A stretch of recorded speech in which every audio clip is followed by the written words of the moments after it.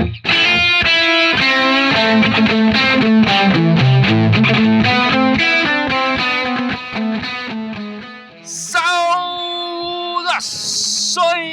Vai, Corinthians! Alvinegras!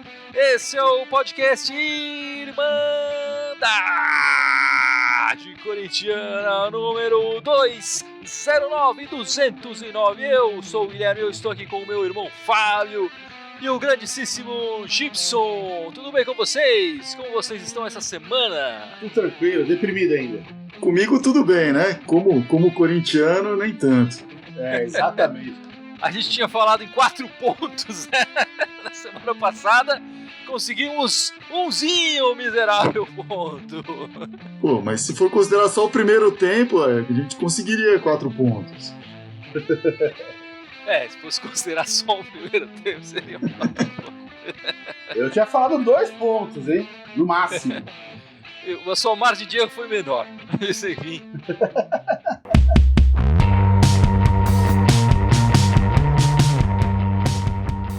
Enfim, meus amigos, 2 partidas essa semana.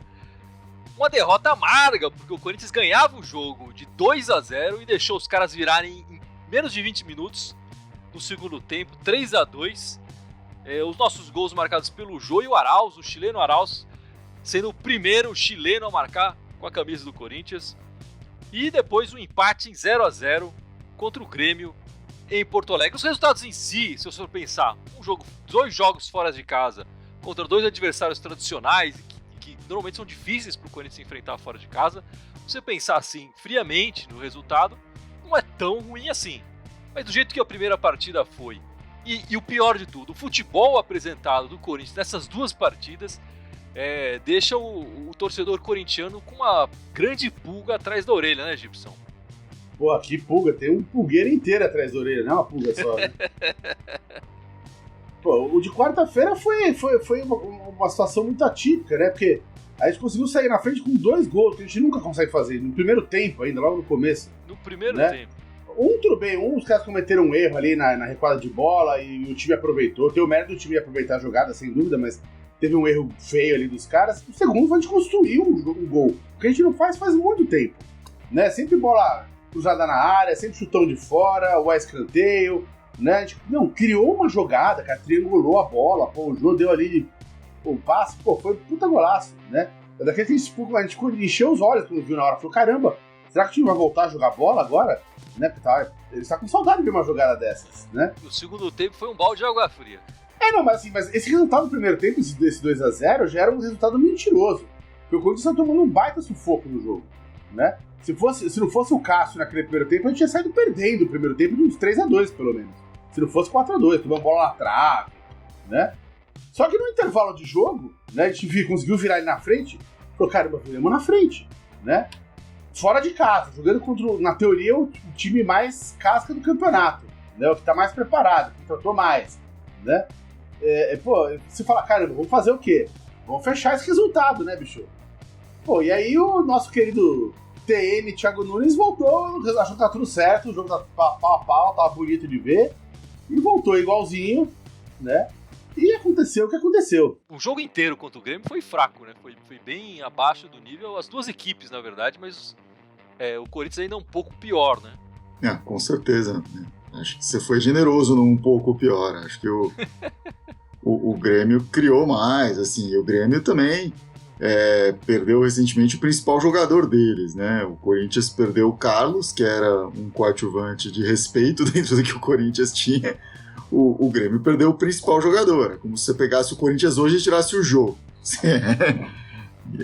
Foi bem grave, assim, ver o Corinthians ainda assim penar para conseguir fazer alguma coisa contra o Grêmio, né? Teve chances, realmente o Grêmio não criou muita coisa, nem o Corinthians, mas eu acho que o Grêmio foi superior ao Corinthians nos 90 minutos. Com certeza o Corinthians foi muito mal nessas 2 partidas. Enfim, a gente vinha do Campeonato Paulista numa boa sequência, né, com vitórias e tal, e depois da final nenhuma vitória, até quando chegou na final, e depois mais nenhuma vitória, né? E depois, na saída do jogo, o Thiago Nunes já reclamou do calendário, enfim, de sendo que os jogadores estavam um pouco cansados e tudo, sentindo a maratona, porque realmente é um pouco é bastante cansativo, né? Eles estão jogando 2 partidas por semana, mas todo mundo já sabia disso e parece que o Corinthians foi pego de surpresa com isso, mas desde o início se falou que seria assim. O Corinthians, de certa forma, foi pego de surpresa, porque não esperava jogar as fases eliminadas, a segunda parte inteira do Paulista, né? Provavelmente tinha expectativa de que ia ser 2 jogos depois e acabou. Foi surpreendido com a classificação. Se surpreendeu ao se classificar para a quarta de final do Paulista. E aí você acha que o Thiago Nunes estava planejando esse intervalo ali para acertar a equipe? E é por isso que não acertou ainda. Não estava planejando, mas era um descanso que ia ter, né? Era um descanso que ia ter. Então estava projetando lá para frente, estava com o time mais cansado. Agora não teve esse descanso, né? Foi intenso, jogou todas essas partidas aí e tá devendo uma partida ainda no Brasileiro que vai ter que encaixar aí em algum momento, né, na tabela. Enfim, já são 20 jogos no ano do Corinthians, né? O Corinthians chega na 20ª partida. O que você pode falar um pouco dos números corintianos nessas 20 primeiras partidas do ano, Fábio? Mas foram 20 jogos do Corinthians aí nesse período, né? Como você falou, 20 jogos oficiais, não tem aqui então as Florida Cup, que acho que foram os únicos jogos não oficiais que o Corinthians jogou esse ano. Foram ao todo 16 jogos no Paulista, 2 na Libertadores, 2 no Brasileiro. O Corinthians tem ao todo aí 7 vitórias, 8 empates, 5 derrotas, um aproveitamento de 48% no todo, né? Se for pensar no pré-quarentena e pós-quarentena aí, né? O Corinthians jogou 8 jogos após a quarentena, o que mostra realmente não que ele não soubesse, né, mas a validade dessa crítica do Thiago Nunes, né? A quarentena voltou faz 3 semanas, aí já tem 8 jogos jogados aí, né? Não, foi bem intenso isso aí. E o Corinthians, um aproveitamento, a gente sabe, né? Um aproveitamento melhor na pós-quarentena do que no pré-quarentena, né? O que é marcante, né? No Paulista ele até conseguiu aí uma marca boa de gols pró e tal, acho que impulsionado muito pela primeira goleada que teve, né? Que acabou distorcendo aí os resultados, né? E o Corinthians acabou conseguindo uma média maior do que nos outros campeonatos aqui no Paulista por conta disso. Mas mesmo pensando assim no pós-quarentena e no pré-quarentena, você vê que o Corinthians tinha uma média de gols pró maior, né? Ele fez 1,17 gols por partida no pré-quarentena e 1,13 no pós aí. Mas, tá próximo, né? Tá próximo. Tá próximo, mas você não esperava isso, assim, né? De lembrança. Mas lembrar que o Corinthians fez aqueles 4 no Botafogo, fez 2 na Libertadores, depois fez 2 no Santos e tudo mais. Mas quando você vê os jogos que o Corinthians fez 2 ou mais gols, é a mesma quantidade, né? O Corinthians já conseguiu fazer em 8 jogos, 3 jogos em que conseguiu fazer pelo menos 2 gols no adversário. E na pré-quarentena, nos 12 que teve, também tinha feito esses mesmos 3. Então, isso contando, por exemplo, essa derrota, que foi a única derrota em que o Corinthians toma 2 gols, faz 2 gols e perde. Fora isso, sempre que o Corinthians faz 2 ou mais gols, ele ganha. Mas na média de gols contra aqui, isso você vê que o Corinthians teve uma melhora significativa aqui. Conseguiu reduzir bastante, né? Tomou apenas 4 gols nesses 8 jogos e foram, na verdade, 2 jogos apenas em que ele tomou esses 4 gols, né? De resto, a defesa passou lisa aí. Se pensar em jogos sem o Bruno Mendes, tomou só 1, né? Com a defesa titular, né? Não só o Bruno Mendes, mas tinha lá o Michel Macedo. É importante a presença do Michel Macedo. Ele é protagonista desses gols também, tomados, né? O Bruno Mendes e também o Avelar, que está se adaptando à posição, à função de jogador de futebol, e o Sid Clay, né? O Sid Clay que não vinha sendo titular também, entrou no lugar do Carlos, enfim, nessas 2 últimas partidas. Exato. Bom, o que a gente vê aqui é que o Corinthians demonstrou de fato aí, acho que 8 jogos é um número já significativo de jogos, onde dá para pensar, o Corinthians mostrou melhores resultados. E aí, enfim, desses jogos, mais da metade deles foram contra times de Série A, né? Foram 3 jogos contra o Palmeiras, 2 jogos no Brasileiro, então 2 jogos de times de Série A, 1 jogo contra o Bragantino também de Série A. Desses 8 jogos, 6 foram contra times de Série A. Então é razoavelmente significativo aqui essa performance, esse resultado aqui. Claro que isso precisa se demonstrar também agora no Brasileiro, dentro da própria Série A, né? Se for olhar por gols, e aqui eu não fiz a quebra de quarentena, pré-quarentena, e aí tem a quantidade, os jogos oficiais, o número de gols que cada jogador fez e o total de participação em gols aqui. Eu coloquei, está ordenado por esse aqui principalmente, né? Então, que a participação de gols conta assistências também. Assistência também, né? A gente faz aqui a assistência, é o número da Irmandade de Assistência, a gente não olha os números da Globo ou oficiais, não sei nem se existem números oficiais de assistência, mas a Irmandade avalia cada gol e determina se aquele gol teve assistência ou não, etc. Né? O Bozelli tá em primeirão, que eu tô vendo aqui. O Bozelli teve mais participação em gols, mas em participação de gols por partida, o Jô tá melhor que ele, né? Então, se você considera... Porque o Bozelli jogou muito mais que o Jô no ano, né? Sim, jogou mais do que o dobro de partidas que o Jô no ano. E tem também que lembrar aqui que 3 desses gols que o Bozelli fez foram no... Foi 3, né, que ele fez contra o Botafogo? Sim. 3 contra o... Pediu música. No mesmo gol aqui, no mesmo jogo aqui. A gente consegue ver que fora os 2 aqui, você tem o Ederson participando bem, porque jogou pouco e fez esses 3 gols. E o resto já está abaixo na participação, né? Tem, inclusive, alguns jogadores aqui, esse asterisco aqui, são jogadores que já saíram do Corinthians. O Wagner Love e o Ramiro. E o Richard. É do Ramiro do jogo, aí, Dudu. Mas provavelmente vão entrar outros aqui também. Acho que Janderson talvez tenha um asterisco em breve. Vai saber se o Everaldo não vai ganhar um asterisco aí, enfim. Vamos lá. Participação em gols nesses 20 primeiros jogos. O Bozelli está em primeiro, Fag com 8 participação, né, 6 gols e 2 assistências. Sim. O Fagner com 5 assistências. E o Fagner fez falta pro Corinthians nesses jogos que ele tá fora. Muito. Até porque o reserva dele é o Michel Macedo. O Luan em terceiro com participação em gols. Também com 5 participação em gols, mas com 3 gols e 2 assistências, né? Interessante. Exato. E importante você ver aqui já a entrada do Jô e do Ederson, né, com 4 e 3 participações em gols, um número muito menor de partidas aqui, né? O Ederson chegou a participar de um dos jogos antes da quarentena e de todos os 8 que teve desde que começou, né? Desde que a maioria deles entrando no jogo e alguns como titular, acho que metade entrando e como titular. O Gibson queria fazer uma pergunta, Gibson? Esses gols do Luan aí não conta aquele da Florida Cup, né? Não. São jogos oficiais aqui. Beleza. Partidas oficiais. Todas as partidas oficiais aqui. Então você vê que esses 2 realmente pediram passagem para entrar no time, né?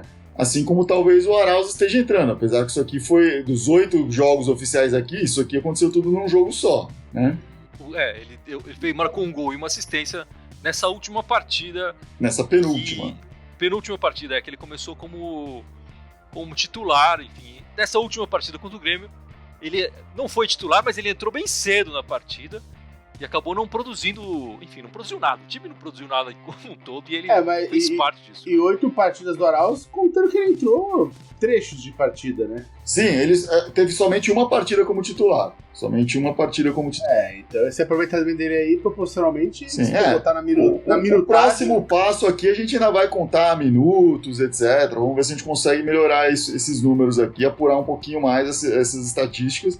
Mas, por enquanto, a gente tem aí de participação em jogos, né? Acho que o que a gente pode concluir o Corinthians até tem um ataque, até produz alguma coisa, mas precisa produzir mais.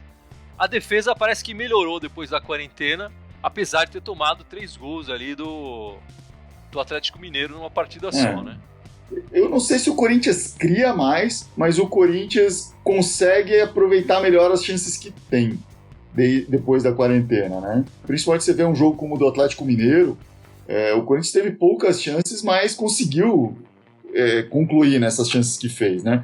E alguns dos jogos anteriormente, né, contra o Mirassol, acho que mesmo contra o Bragantino e tal, contra o Palmeiras, o primeiro jogo do pós-quarentena, foi bem isso, assim, o Corinthians teve poucas chances e conseguiu arrematar o que fez, teve uma efetividade melhor no ataque, né? E na defesa realmente se mostrou mais sólido aí, tirando a blitz do Atlético Mineiro, que o time parecia perdido. E se você considerar os jogos excelentes que o Cássio teve, tanto contra o Grêmio quanto contra o Palmeiras, né, o Corinthians se mostrou mais sólido aí. Enfim, o pessoal está cobrando a gente. Vamos falar um pouco então do Otero, que a possível contratação do Corinthians nos bastidores fala que está muito próxima, né? O Otero, jogador venezuelano, né? No Brasileiro de 2019, em 20 partidas do Otero pelo Galo, ele marcou 3 gols, então, e deu uma assistência. A gente não está falando de um jogador que é artilheiro, né? Em 20 jogos, marcou apenas 3 gols e deu uma assistência. Ele é conhecido, pelo que eu pesquisei, né? É um jogador que chuta muito, acaba marcando aqueles golaços, tem um bom chute de falta, inclusive já marcou gol no Corinthians de falta. Enfim, eu acho que ele chegaria para ser uma opção mais longe de ser uma solução, né? Eu acho que se a gente pensar que ele vai, chegou o Otero para resolver, ele não é esse jogador. Ele nunca conseguiu ser protagonista no Atlético Mineiro, né? Ele era uma peça complementar, que aparecia bastante. O corintiano lembra bem dele, porque você falou, ele fez aquele gol, etc. E em outros jogos ele teve boas participações. O jogo dele parece que crescia contra o Corinthians, crescia contra o Cruzeiro. Então, em alguns jogos cruciais, o jogo dele aparecia mais. E isso fez com que o público tenha uma impressão dele talvez melhor do que ele é em termos de consistência. E ele faz muito golaço. E faz muito... torcida, na hora que aparece, você fala, pô, o cara marcou um golaço. E lembra assim, né, dele pelo golaço. Mas são poucos gols que ele marca. Ele não marca assim. Exato. Mas é um cara que marca muito pela bola parada e pelo chute de longe. Ele lembra... E não cria muito. Não é um criador. Não é um cara que... aquele super passe. Não é... Eu ouvi um pessoal comentando, fazendo comparativos com o Marcelinho Carioca, nem de perto, assim. Não, nossa. Talvez, assim, em bola parada, você possa pensar, ele tem uma batida parecida com a do Marcelinho, porque é aquela batida cheia de curva, etc, tal. Mas o Marcelinho dava um monte de assistência, o Marcelinho com a bola correndo fazia um monte de coisa. O Otero não faz isso. Ele me lembra, assim, de certa forma, com algumas diferenças, o Sornosa, por exemplo. É um cara que a gente não vai contar para ser o cara mais criador do time, vai carregar um pianinho ali. O Otero tem mais esse lado da bola parada, o Sornosa tinha um outro lado mais de passes, de assistência, enfim. Mas nenhum dos dois é o cara que chega para resolver. Hoje é um cara que entra no time do Corinthians, né, com alguma facilidade. Porque o Corinthians está extremamente defasado, mas não acho que é um cara que vai super resolver. Ajuda o Corinthians? Ajuda, mas não é o cara que vai... Ele não vai fazer a diferença que o Jô fez, por exemplo. Não acho que vá. Eu concordo com o que você falou, cara. Ele não vai ser o cara que vai... Nosso problema é de criatividade, né? De criação. Ele não vai resolver essa questão. E tá tão fraco esse setor que é bem provável que ele pegue uma posição ali pra jogar, né? Titular, mas... eu não acho que é um cara que vai chegar pra resolver nada no time, né? Ele vai dar uma opção a mais no elenco ali. De repente, é um cara que joga de uma maneira um pouco diferente do que alguma opção que a gente tem. Então, depende de alguns pode ter ali uma variação depende contra quem vai jogar de tal jeito. Enfim. Mas eu não acho que um cara que vai resolver o problema do clube agora, não. Eu vi muita gente falando, vai chegar pra pressionar o Luan, vai entrar no lugar do Luan. Ele não vai disputar a posição com o Luan. Ele vai disputar a posição muito mais com o Vital ou até com o Ramiro, né? Enfim, eu tava olhando o mapa de calor dele nos jogos do Atlético. Ele joga muito pela esquerda, apesar de ser... E chuta com a direita, né? Então normalmente ele corta pro meio pra arrematar.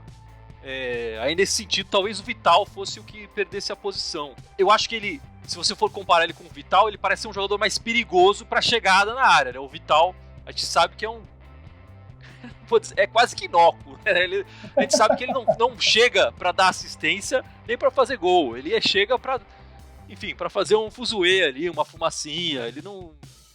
O Vital, ele tem sido importante nessa volta da pós-pandemia aí, pós-parada da pandemia, melhor falando, né? Pela composição defensiva dele, muito mais pela chegada no ataque. Eu acho que, pelo que eu conheço, não acompanhei o futebol do Otero exatamente, mas o pouco que a gente sabe do futebol venezuelano e tal, eu acho que eles não têm a mesma capacidade defensiva ou tática que um jogador brasileiro tem. Pode ser que o Otero seja uma exceção e eu não esteja sabendo. Então eu não sei se exatamente a composição defensiva vai ser o forte dele. E aí talvez ele não consiga ganhar a posição por isso. Ou talvez entre em partidas mais que não precise voltar tanto, enfim. Eu entendo que não. Porque se ele fosse esse cara que fosse mais marcador, um pouco mais tático nesse sentido, o São Paulo estaria aproveitando ele, né? Que é o que ele... Não, é verdade. Que justamente não é o caso, né?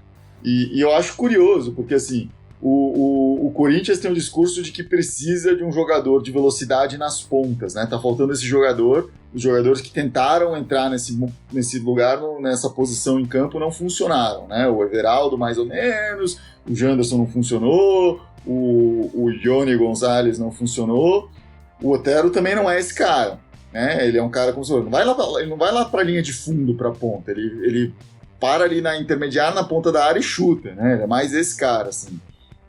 Ele tampouco e aqui tem muita gente comentando, o Corinthians precisa de um meia que arme. Ele também não é esse meia armador. Não seria ele. Não é ele. Ele lembra um pouco mais, assim, e acho que piorado de certa forma, o Alex, que jogou no Corinthians, que ganhou na Libertadores, etc. Enfim. Eu acho que é bem piorado. Mais de aproximação e chuta e traz esse perigo, né? Só que o Alex tinha mais recurso, dava mais passe, etc. Né? Enfim, mas acho que de certa forma é esse tipo de jogador, é isso que eu quero falar. Que não é nem o meio articulador, nem o cara do aberto na ponta, né? Mas vamos aguardar aí, vamos ver se ele chega ou não. Aparentemente as coisas estão se acertando nos bastidores e pode ser que ele pinte aí no Corinthians nos próximos dias. Acho que o Adriano Ralph está definindo bem, assim, apesar de todos esse senão que a gente está fazendo aqui, o Otero é melhor do que as tirizas que estão aí no Corinthians. É o que eu falando aqui. O pessoal aqui falando do Oia, né? O pessoal falando também do Marinho do Santos. Já se fala muito do Marinho no Corinthians, né? Mas não... Sei lá, eu tenho uma certa simpatia por ele, mas é cabeça quente, não sei. Ele toma as expulsões estúpidas também. Ele de fato seria esse jogador que é um driblador nas pontas e melhor, mais do que esse driblador, né? Ele é um cara que faz gols, ele costuma driblar e chutar, né? O Marinho é um cara bom para isso, mas ele é cabeça quente, ele tem dificuldade com técnicos, né? Tem essas questões aí o Marinho. Ele só dá umas entrevistas divertidas de vez em quando. Também. Ele faz muita coisa divertida, pô. Ele dribla, faz gol, comemora, tira a camisa, expulso, enfim, briga com os caras, sai falando, xingando o juiz, pô, enfim, falando qualquer bobagem ali, né? Mas... que tá rolando, o pessoal tá falando aqui, tá rolando esse boato, né, de que iriam trocar o Marinho pelo Walter. O Walter é o nosso goleiro reserva.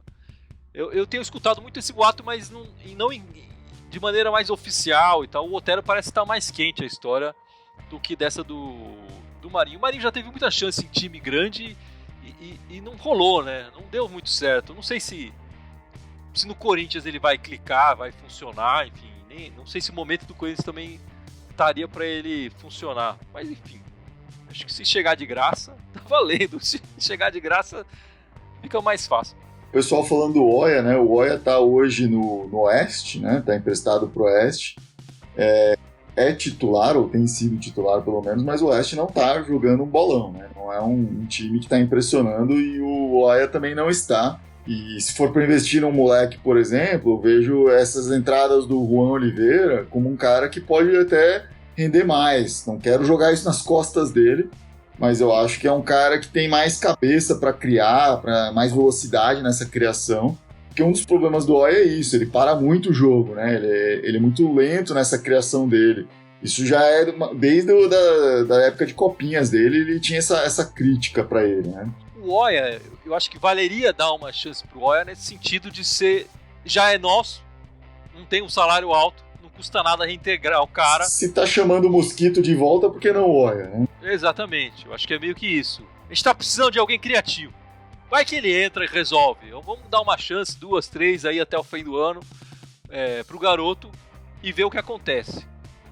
E ele entendendo que é uma chance grandíssima para ele na carreira, né? Para ele acordar. Eu acho que o Oya tem talento, ele precisa acordar, é muito novo para estar jogando com tantos interesses assim. Mas enfim. É muito novo para ser o Luan. O Gibson tem que pegar no pé. Bom, agora que o Gibson pegou no pé do Luan, deixa eu pegar no pé do Michel Macedo, então. Ixi, lá vem. Então, o Michel Macedo foi contratado em 2018 para jogar em 2019, no final de 2018, né? Ele tinha contrato com o Las Palmas da Espanha, o contrato dele se encerrou, o Las Palmas não renovou, não quis. Então, Las Palmas era pelo menos um time da segunda divisão do espanhol, né? Não sei se isso... De repente, tirando o Macedo do time, melhorou as coisas lá, eles subir, não sei. E o Corinthians foi lá e contratou o Michel Macedo. Mas o Michel Macedo tem uma história aqui no Brasil. O Michel Macedo tem inclusive passagens pela seleção de base, meus amigos. Não é qualquer um assim, não. O melhor ano dele no Brasil foi em 2013, no qual ele era reserva do Marcos Rocha no Atlético Mineiro. Chegou até a jogar a final da Libertadores no lugar do hoje lateral do Porcalo, né? Mas o melhor ano dele é na reserva em 2013. Então, assim, os predicados do Michel Macedo não são grande coisa, mas mesmo assim o Corinthians contratou. E aqui ele não mostrou muito mais do que isso. E assim, eu já nem tô tão bravo assim com o Macedo, eu fico bravo com quem mantém ele no elenco. E aí, no caso, seria a diretoria e o nosso treinador. Tá claro que esse cara não vai apresentar nada demais, ele não tem futebol pra estar jogando no Corinthians. Se a gente for pensar, o último reserva que o Corinthians teve pro Fagner foi o Edilson, né? Que saiu em 2016. Quer dizer, já são 4 anos e o Corinthians não achou um reserva pro Fagner. Ele não é o Michel Macedo. E, sei lá, o Corinthians contratou o Matheus Alexandre da Ponte no começo do ano e reemprestou pra Ponte, não colocou nem o garoto tem 21 anos, nem colocou ele pra jogar, pra treinar, pra testar, nem nada, pra treinar. Eu acho que o Michel Macedo é consequência do que, sem querer, o Thiago Nunes escancarou aí nessa parada da pandemia, que ele falou que ele encontrou o Cifute completamente desfigurado no Corinthians, né? Faz muito tempo que o Cifute deixou de ter a importância que tinha no clube. Antigamente o Cifute era melhor aparelhado, investiam mais na equipe, eles conseguiam avaliar melhor as contratações, mas a gente conseguia achar, de vez em quando, aquele bom negócio, achar um jogador que era barato e tinha um desempenho ok, assim, não era um craque, mas era ok, jogava bem, representava o time, né? E talvez o fato de Cifute estar sendo paulatinamente escangalhado explica esse tipo de contratação, porque o Michel Macedo tá aí, e não só ele, né? Uma boa lista de jogadores estão lá no Corinthians, que não faz sentido esse jogador estar no Corinthians, né? Como você falou, o Michel Macedo ele não tá numa fase ruim, ele é um jogador ruim. Você pega o Luan, ele teve uma fase boa, você pode até acreditar, de repente um dia ele vai voltar a jogar daquele jeito. O Michel Macedo nunca teve isso, né? Então o Luan ainda entraria mal e porcamente numa categoria aposta. O Michel Macedo não é aposta. O Michel Macedo é pra cumprir tabela, pra dizer, tem um reserva na lateral ali. Tá, tem um cara, uma pessoa física ali, mas se joga é outra questão, né? Então acho que essa lance do Cifute talvez seja muito mais importante do que o Michel Macedo em si, né? O Michel Macedo, quando ele veio com a clara missão de ser o reserva do Fagner. Não se pensava, estamos prestes a perder o Fagner, ele vai substituir o Fagner eventualmente. Não era isso. Ele vinha com com um scout de ser um jogador melhor defensivamente e não tão apoiador, né? No fim das contas, não é bem isso. Ele não faz nada. Ele não é bom defensivamente, não é bom ofensivamente também, a não ser ofendendo nossos olhos vendo ele em campo, né? O Fagner já está com 31 anos. É uma idade que já começa a ficar mais difícil para o lateral manter, porque ele corre muito, tem que ter velocidade, etc. E é quando muitos laterais fazem aquela migração mais para o meio de campo, né? Para virar um cara mais criativo no meio de campo, etc. Enfim. Então, assim, o Corinthians precisa começar a pensar em formar esse cara para o lugar do Fagner, né? Mesmo que o Fagner fique no Corinthians mais 10 anos, ele não vai ser o lateral direito do Corinthians por mais 10 anos. Então, acho que precisa pensar nessa posição o que vai fazer com isso? E a resposta, e aí entra o que você falou, já está mais do que claro que essa resposta não é o Michel Macedo, né? Acho que tem que apostar em moleques da base. Então, acho que é complicado ali, mas o Corinthians precisa fazer alguma coisa sim. E não vai ser não vai ser o Michel Macedo, isso está claro, né? O próximo jogo do Corinthians é na quarta-feira, né, contra o Coritiba. Jogo em casa, o primeiro jogo em casa do Corinthians no Campeonato Brasileiro. Quarta-feira, 9h30 da noite. Pelo Campeonato Brasileiro, como mandante, o Corinthians jogou contra o Coritiba 19 vezes. E ganhou nada mais, nada menos do que 14 vezes, tendo apenas 2 derrotas. A última derrota foi em 2003. São 17 anos da última derrota do Corinthians para o Coritiba como mandante, jogando em casa, hein? Então, eu espero que o Corinthians consiga os primeiros 3 pontos no Campeonato Brasileiro nessa quarta-feira, 9h30 da noite. O que você espera, grande Gibson? Cara, eu tô esperando mais um jogo difícil de assistir, cara. Eu acho que mesmo jogando em casa, mesmo jogando contra o Coritiba, se continuar com essa mesma falta de interesse no jogo, essa mesma incapacidade de dar 3 passos seguidos, vai ser difícil arrancar 3 pontos mesmo em casa. O Corinthians fez 2 partidas pelo Brasileiro, né? O Curitiba já fez 3. Né? Perdeu as 3. Jogou todas as rodadas. E perdeu as 3, não tem nenhum ponto no Campeonato Brasileiro. Não, talvez a gente pegue um time pior que a gente, então. Aí de repente... Eu acho que vai ser um jogo semelhante ao que foram os jogos contra o Mirassol e contra o Oeste no Paulista, né?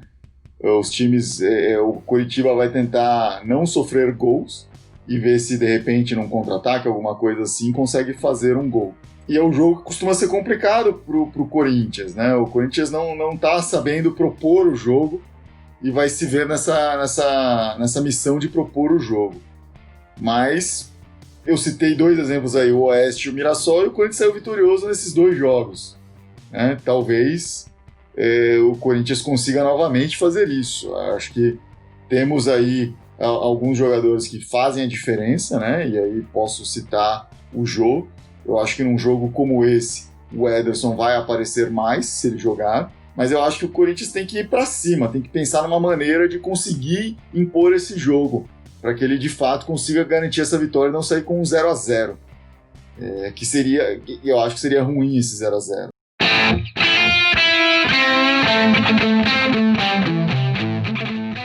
E vamos encerrando este podcast 209 com o Gibson, lembrando as nossas redes sociais. Então estamos aqui ao vivo agora no Facebook e YouTube. Temos também o Instagram, Twitter, SoundCloud, iTunes, Spotify, Deezer e agora no Telegram também. Todos eles irem mandar continuar com TH, só no Twitter querem mandar de Timão, por enquanto o Andrés não pegar nosso pé. É isso aí, meus amigos. Eu espero que o Corinthians volte com mais pontos no nosso próximo podcast. Não dá pra fazer 6, mas pelo menos 3 dá aí, né? Muito obrigado e vai, Corinthians! Vai, Corinthians! Vai, Corinthians!